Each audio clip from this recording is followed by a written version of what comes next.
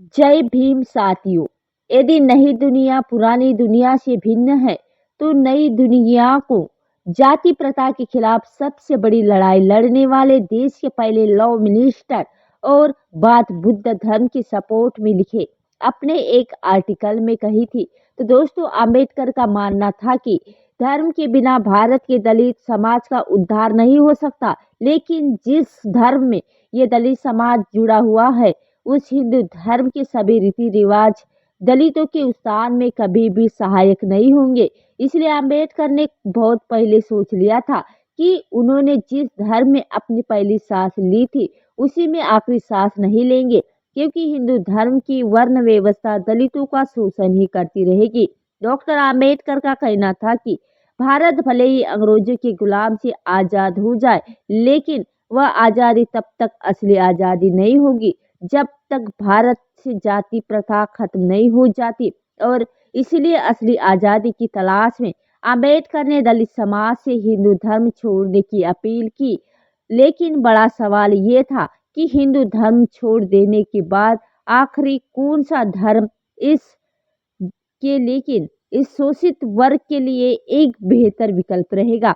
इसी सवाल के जवाब की तलाश करते हुए अंत में जब उन्होंने 14 अक्टूबर 1956 को बुद्धिज्म अपना लिया और उनके साथ ही साथ 3 लाख से ज़्यादा दलित भी एक साथ हिंदू धर्म से बौद्ध धर्म में कन्वर्ट हो जाते हैं, तो इसलिए जो कि आज़ादी के बाद भारत के इतिहास की बहुत बड़ी घटना बन जाती है।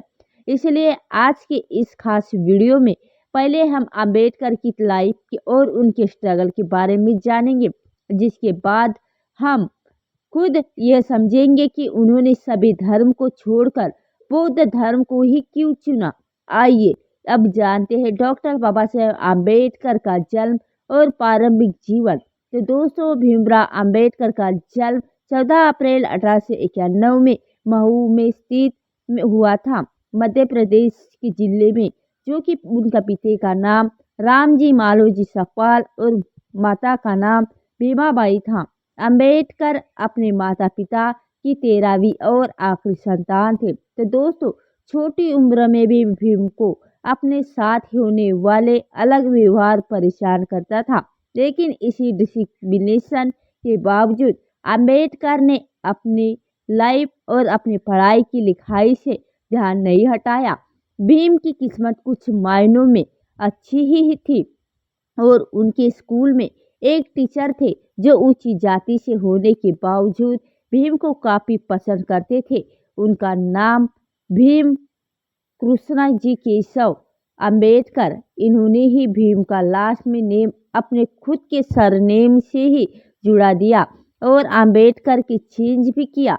भी उनके भीम के टीचर्स के बार बार कहने पर रामजी भीमराव की पढ़ाई के बाद उन्होंने बॉम्बे मूव कर गए। भीम इंडिया के one of the best school Elphinstone high school में दाखला ले पाते। इस बड़े शहर में जहां लाइफ विलेजेस से ज़्यादा मॉडर्न भी थे, भीमराव उनके पाते हैं कि उन्हें अभी भी अनचेबल बोला जाता है और ऐसे ट्रीट किया जाता है कि उनके जैसे भी कई बहुत और ख़राब हैं। यहाँ तक कि उनके फेमस स्कूल में भी ऐसा ही होता था। जैसे कि खैर, इसी बीच 17 साल की एज में भीमराव ने मैट्रिक एजुकेशन एग्ज़ाम पास कर लिया और अपने कम्युनिटी से वह ऐसा करने वाले पहले इंसान थे। उस समय अर्ली मैरिजेस कॉमन हुआ करती थी। जब इसी साल भीमराव की शादी रमाबाई के साथ कर दी गई और भीमराव ने पढ़ाई में अपनी मेहनत जारी रखी और नेक्स्ट इंटरमीडिएट एग्जामिनेशन डिस्टिंक्शन के साथ पास किया। सयाजीराव गायकवाड़ ने अंबेडकर को आगे पढ़ने के लिए स्कॉलरशिप दी और उन्हीं के स्कॉलरशिप पर न सिर्फ उन्होंने बीए पास किया बल्कि 1913 में आगे की पढ़ाई के लिए अमेरिका की फेमस यूनिवर्सिटी में ऑन ऑफ कोलंबिया में मास्टर में दाखला ले लिया और उनके 2 साल के अंदर ही उन्होंने एमएस की डिग्री हासिल करके अगले ही साल अपनी पीएचडी थीसिस भी कंप्लीट कर दिए। और इसी के बीच डॉक्टर बाबा साहेब आम्बेडकर ने वह कोलंबिया छोड़कर इंग्लैंड चले गए और वहाँ London school of the economics join करते हैं, लेकिन वहाँ उनकी पीएचडी आधी अधूरी रह जाती है क्योंकि स्कॉलरशिप खत्म हो गई थी, जिसके बाद वह इंडिया आकर बड़ौदा के महाराज सयाजीराव ही सिविल ऑफिसर बन जाते हैं। उन्हें लगा था कि इतनी ऊंची पोस्ट के बाद उनके साथ जातिगत भेदभाव तो नहीं होगा, लेकिन कास्ट सिस्टम में उनका पीछा यह भी नहीं छोड़ा। ऑल फीस का पीएन और उनके भी उन्हें उनकी जाति की वजह से डिस्क्रिमिनेट करता है और इसलिए वह यहाँ भी जॉब नहीं कर सके। लेकिन साल 1918 में भीमराव बॉम्बे के सिडन कॉलेज में लेक्चरर बन गए और उन लेक्चर के बाद यहाँ स्टूडेंट के बीच एक ब्रिलियंट टीचर और स्कॉलर के रूप में उनकी एक पहचान बनने लगी। इसी समय उन्होंने एक मराठी न्यूज़पेपर के मूक नायक की शुरुआत भी की थी, जो कि अनस्टेबल्स, और उनकी आवाज़ बनता है कि भीमराव ने कॉन्फ्रेंस ऑफ ऑर्गेनाइज और अटेंड करना भी शुरू कर दिया था, क्योंकि वह जान चुके थे कि दलित की सफरिंग्स को पब्लिसाइज करने की ज़रूरत है और इसी के बीच उनके इक्वल राइट्स के लिए फाइट करना भी ज़रूरी है। उनकी खुद की ही ज़िंदगी में उन्हें इस कदर और इस तरह संघर्ष की अहमियत समझा दी थी कि इसी बीच वे लंदन जाते हैं और अपनी इकोनॉमिक्स पीएचडी कंप्लीट करने और साथ ही वकालत की पढ़ाई करके वापस आते हैं। और अब उन्होंने दुनिया की बेस्ट एजुकेशन हासिल कर ली थी और दलित कम्युनिटी को लीड करने की पूरी काबिलियत रखते थे। इसलिए उन्होंने अपनी ज़िंदगी दलितों के उत्थान के लिए ही लड़ी गई थी और उनको समर्पित कर दी। एजुकेटेड की इम्पोर्टेंस को जानते हुए भीमराव अम्बेडकर ने साल 1924 में बहिष्कृत हितकारिणी सभा नाम से एक एसोसिएशन की शुरुआत की। इसका काम होटल स्कूल और उनके बहिष्कृत भारत 3 लाइब्रेरी सेट अपना करना था। इसके बाद साल 1927 में महार सत्याग्रह हो, राउंड टेबल कॉन्फ्रेंस में पार्टिसिपेट करना हो या उनका इंडियन असेंबली में दलित राइट्स को और उनके इशोर करना। भीमराव जी ने दलित की इंसिपिबल सम्मेलन के दौरान उन्होंने एक और भाषण दिया, जो कि मुक्ति कौन पंथ है, यानी मुक्ति का मार्ग क्या है, नाम के पॉपुलर भाषण में उन्होंने दिया और जिससे उन्होंने पूरी डिटेल में लॉजिक दी कि दलितों का अपना धर्म क्यों बदल देना चाहिए और यही से शुरुआत हुई हिंदू धर्म छोड़ने की कहानी। लेकिन करीब 20 साल तक वह यह नहीं तय कर पाए कि उन्हें कौन सा धर्म अपनाना चाहिए। इसलिए आइए ये भी जानते हैं कि उन्होंने 20 साल बाद जाकर बौद्ध धर्म को कैसे और क्यों चुना। तो दोस्तों, अंबेडकर ने हिंदू धर्म छोड़ने और बौद्ध धर्म अपनाने से पहले सभी धर्म के बारे में जानने और विचार किया। अगर उनके शुरुआती आर्टिकल्स और लेक्चर को देखें तो उनमें अंबेडकर इस्लाम की ओर इक्वलाइट दिखाती देते थे। और साल 1929 में उन्होंने बहिष्कार भारत और में नोटिस टू हिंदुइज्म में लिखा कि धर्म परिवर्तन करना है तो मुसलमान बनो। लेकिन उनके इस रवैये से हिंदूवादी न ऑर्गेनाइजेशन थ्रेट फील्स करने लगे। इसी वजह से इन ऑर्गेनाइजेशन में अंबेडकर के सामने आर्य समाज या सिख धर्म चुनने का भी प्रस्ताव रखा। लेकिन कुछ ही सालों में अंबेडकर को सिख धर्म में भी जाति प्रथा दिखाई देने लगी, इसलिए उन्होंने सिख का विचार छोड़ दिया। अब अगर बात करें बौद्ध धर्म को, जब बौद्ध धर्म चुनने के पीछे उनकी क्या सोच थी, तो इस सवाल का जवाब हम Buddha and the future on off he religion नाम के एक आर्टिकल से पता चलता है कि इस आर्टिकल में उन्होंने दुनिया के सबसे बड़े 4 धर्मों को कंपेयर किया, जिससे बुद्ध, क्रिश्चियनिटी और उनके इस्लाम शामिल हैं।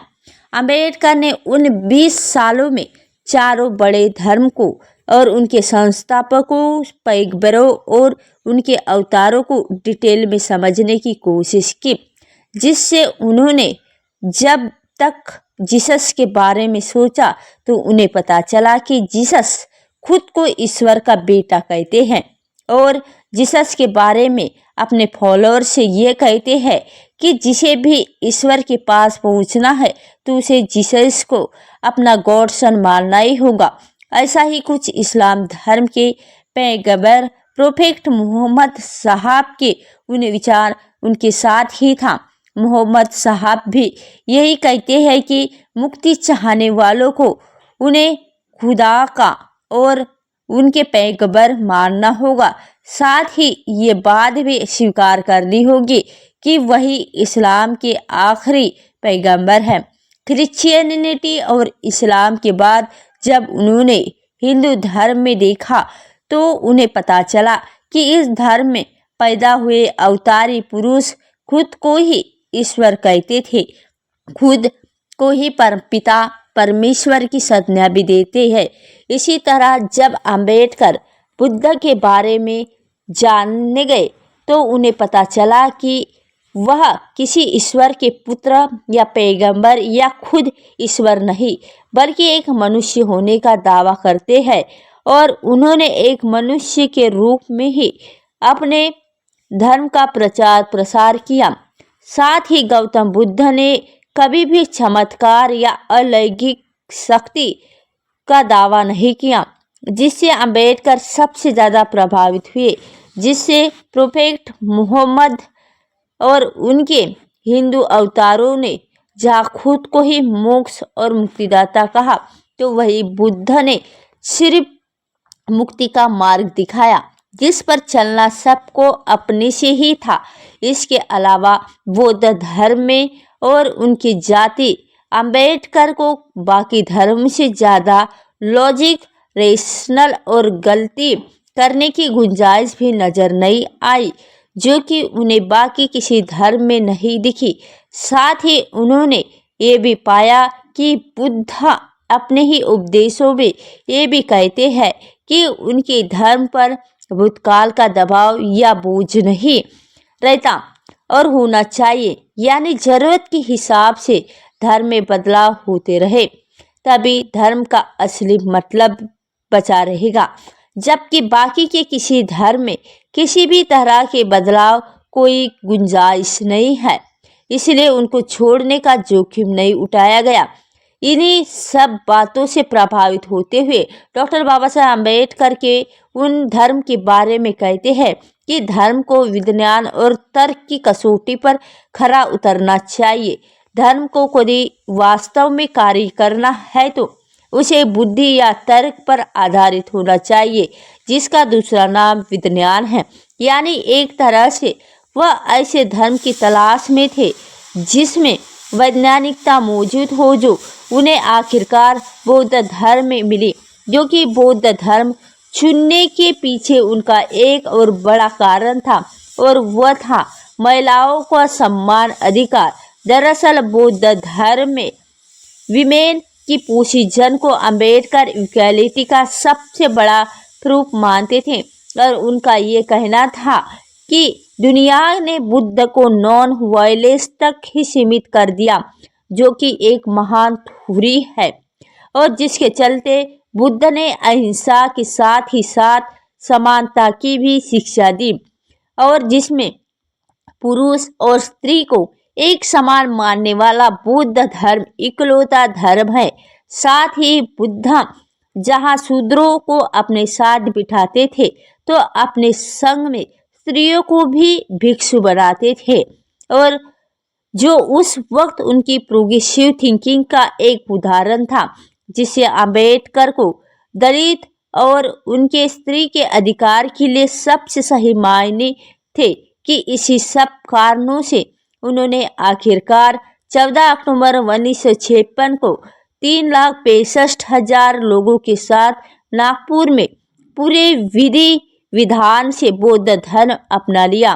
तो दोस्तों, आपको बता दें कि अंबेडकर के धर्म परिवर्तन के इन विचारों से गांधी जी कभी खुश नहीं थे और उनका कहना था कि धर्म कोई कपड़ा नहीं जिसे उतार कर बदला जा सके, और गांधी समाज सुधारक होके हर रास्ते से ही दलितों के उत्थान में विश्वास रखते थे। लेकिन गांधी से अलग राय रखने वाले अंबेडकर ने अपना गांधी जी के प्रति सम्मान दर्शाने के लिए ही चुना। ऐसा इसलिए क्योंकि डॉक्टर बाबा साहेब अंबेडकर अपना धर्म परिवर्तन तो करना चाहते थे, यहाँ वह महात्मा गांधी जी से एग्री नहीं कर सकते थे, लेकिन उन्होंने बौद्ध धर्म इसलिए भी चुना क्योंकि वह भारत के सनातन परंपरा से ही निकला हुआ एक धर्म था जो किसी और से भारत में नहीं आया था। ऐसा करके उन्होंने महात्मा गांधी और अपने मतभेदों को बनाए भी रखा, जिसे महात्मा गांधी के सनातन धर्म की अवधारणा से दूर भी नहीं किया। लेकिन इन बातों का कोई लिखित प्रमाण नहीं मिलता।